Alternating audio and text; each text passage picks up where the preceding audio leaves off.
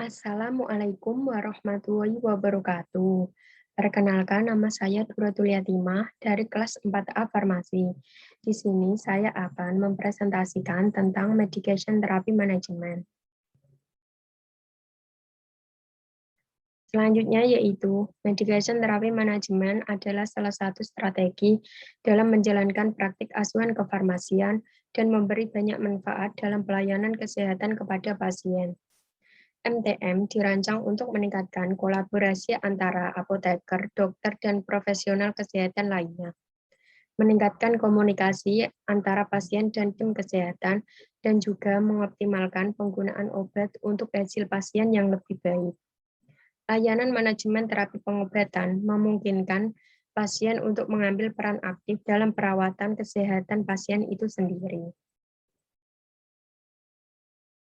Selanjutnya yaitu elemen inti dari model layanan MTM dalam praktik farmasi mencakup beberapa elemen, yaitu yang pertama medication therapy review, yang kedua personal medication record, yang ketiga medication related action plan, yang keempat intervention and or referral, yang kelima documentation and follow up.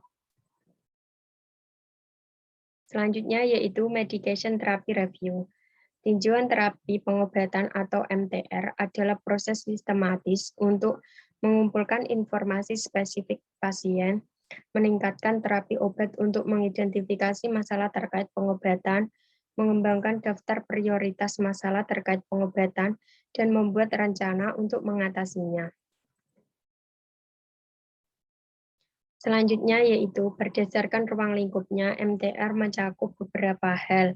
Yang pertama yaitu mewawancarai pasien untuk mengumpulkan data termasuk informasi demografis, kesehatan, dan status aktivitas, riwayat medis, riwayat pengobatan, riwayat imunisasi, dan pikiran atau perasaan pasien tentang kondisi dan penggunaan obatnya.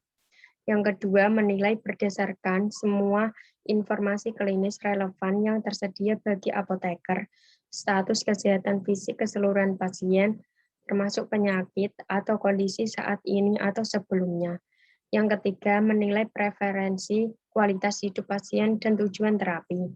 Yang keempat, meningkatkan masalah budaya, tingkat pendidikan, bahasa, dan karakteristik lain dari kemampuan komunikasi pasien yang dapat mempengaruhi hasil. Yang kelima, mengevaluasi pasien untuk mendeteksi gejala yang dapat dikaitkan dengan efek samping yang disebabkan oleh obat yang dikonsumsi saat ini. Selanjutnya yaitu personal medication record. Catatan pengobatan pribadi atau PMR adalah catatan komprehensif obat pasien atau obat resep dan non-resep, produk herbal, dan suplemen makanan lainnya.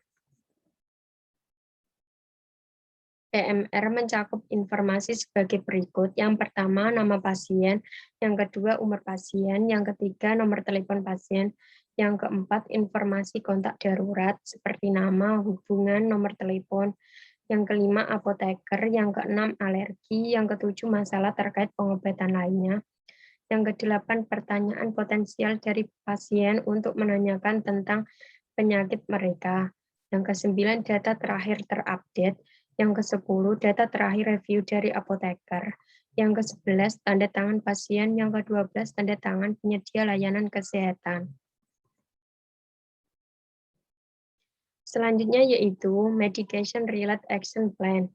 Rencana tindakan terkait pengobatan atau MAP adalah dokumen yang berpusat pada pasien yang berisi daftar tindakan untuk digunakan pasien dalam memantau kemajuan kesehatan pasien sendiri.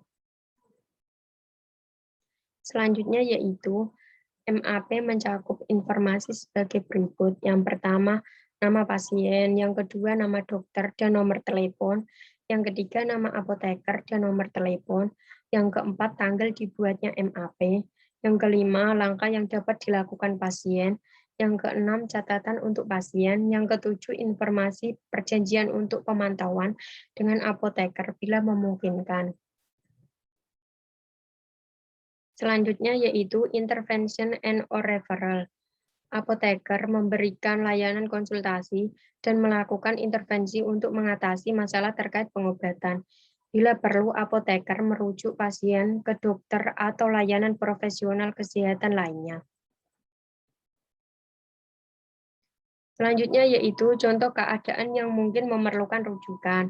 Yang pertama, seorang pasien mungkin menunjukkan potensi masalah yang ditemukan selama MTR yang mungkin memerlukan rujukan untuk evaluasi dan diagnosis. Yang kedua, seorang pasien mungkin memerlukan pendidikan manajemen penyakit untuk membantunya mengatasi penyakit kronis seperti diabetes. Yang ketiga, seorang pasien mungkin memerlukan pemantauan untuk obat-obat yang berisiko tinggi, misalnya warfarin, phenytoin, methotrexate. Selanjutnya yaitu documentation and follow-up. Layanan MTM didokumentasikan secara rutin dan di-follow up untuk dijadwalkan berdasarkan kebutuhan pasien terkait pengobatan, atau pasien dialihkan dari satu pengaturan perawatan ke pengaturan perawatan lainnya. Dokumentasi adalah elemen penting dari model layanan MTM. Apoteker mendokumentasikan layanan dan intervensi yang dilakukan dengan cara yang tepat untuk mengevaluasi kemajuan pasien dan cukup untuk mencapai tujuan. Selanjutnya yaitu dokumentasi layanan MTM bertujuan untuk yang pertama memfasilitasi komunikasi antara apoteker dan profesional kesehatan lainnya. Yang kedua meningkatkan pengobatan pasien. Yang ketiga meningkatkan kelanjutan pengobatan pasien. Yang keempat memastikan kepatuhan pasien terhadap aturan untuk pemeliharaan berkala terhadap catatan pasien. Yang kelima, melindungi terhadap tanggung jawab profesional. Terima kasih. Demikian presentasi dari saya. Kurang lebihnya saya mohon maaf. Wabillahi taufiq wal hidayah. Wassalamualaikum warahmatullahi wabarakatuh.